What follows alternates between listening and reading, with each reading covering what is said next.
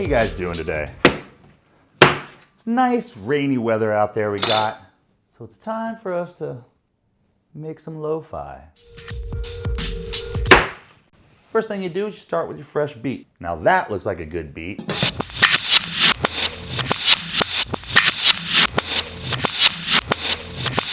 Those are pretty fresh. Let's go ahead and chop up our beat, should we?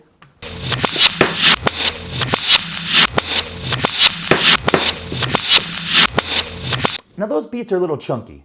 Not quite what we're looking for. That's looking a lot better. We're gonna go ahead and just throw our fresh beats in here now, shall we?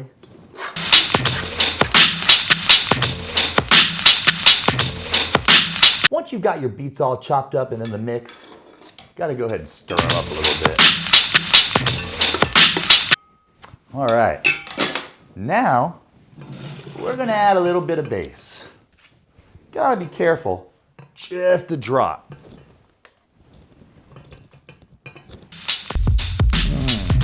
That feels good, doesn't it? I think that's just enough bass for now. Got our bass, we got our beats. Not quite everything that we need. Next up, we're gonna add a little keys.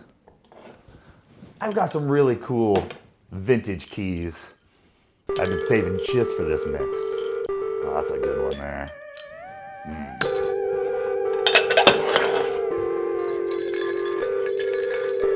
We're gonna go ahead and just add the keys with the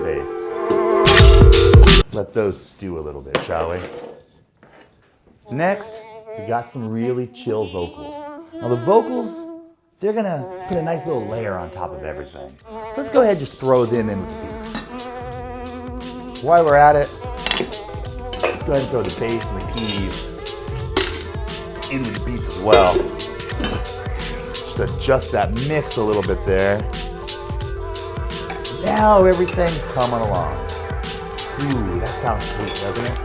Now we're gonna go ahead and stick it all in our lo-fi pan.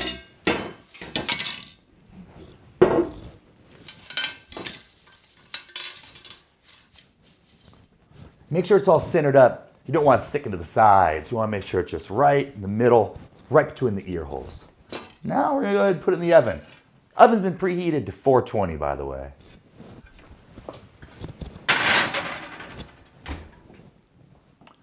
Now we wait for the lo-fi to bake.